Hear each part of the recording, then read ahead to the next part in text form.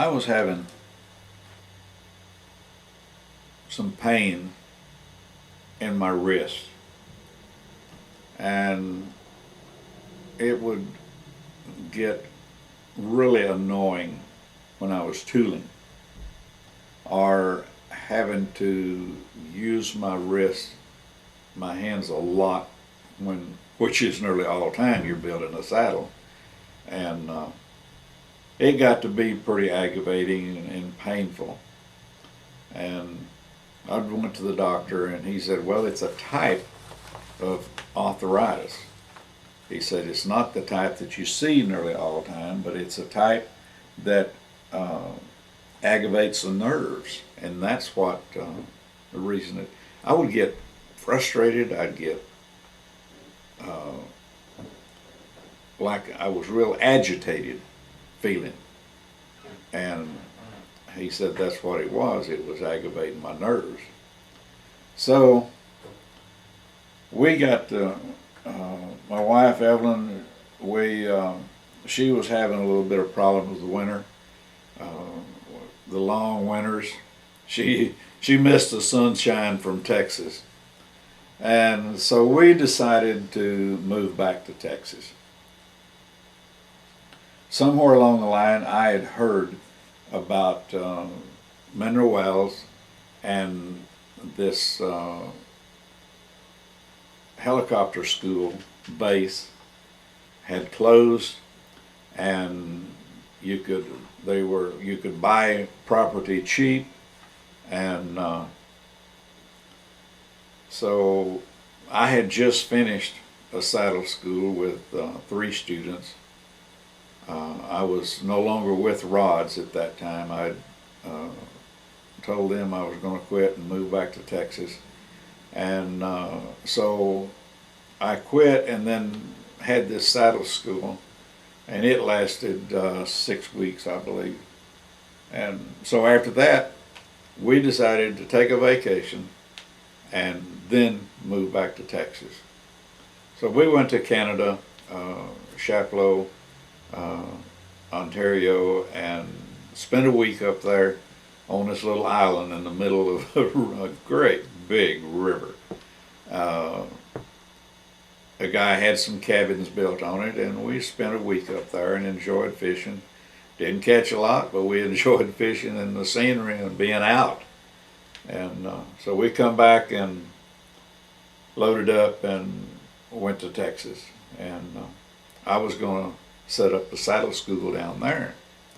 I had, in the meantime, I had through Dad helping me, him going and looking at some buildings, and there was some barracks buildings on the base for sale, or for rent, or for sale.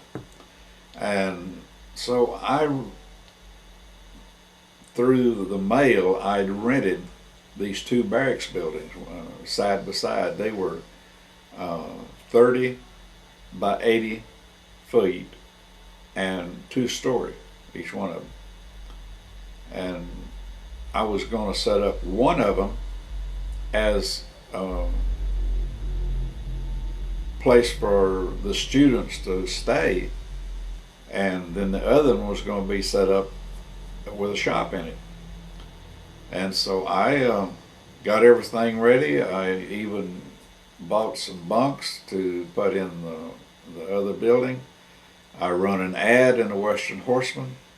Um, all of the stuff to get ready, and not a student showed up. Not a student even inquired about it. Uh, when we were in Ohio, all I had to do is get on the phone, and within a day or 2 days, I would have some students for school. And but it fizzled. I never did do any more with it. I just started making saddles, and I was still making saddles for a couple of guys in Ohio. Ron McCain I'd sell them to him, and he would resell them. Um, oh,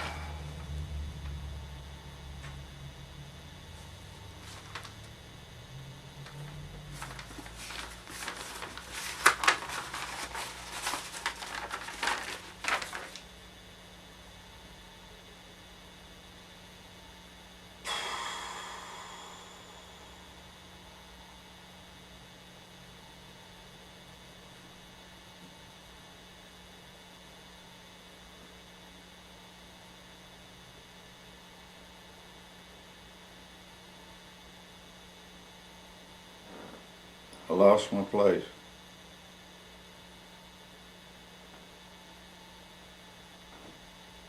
Can't think of that guy's name.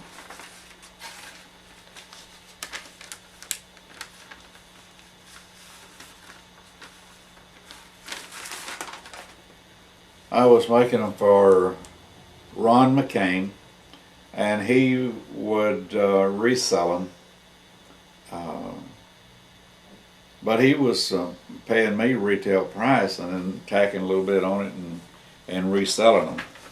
And then I was making a saddle that Dick Pieper at that time was,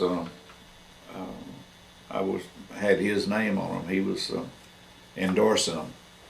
So I still had those accounts in Ohio, and I was while we were in Texas.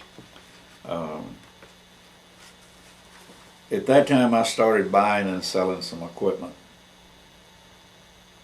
I would make a trip back in Ohio and Pennsylvania and buy boot and shoe repair equipment, take it back to Texas and fix it up, repair it, paint it, and resell it. And most of the time, I resell a complete shop to bootmakers that were just getting started.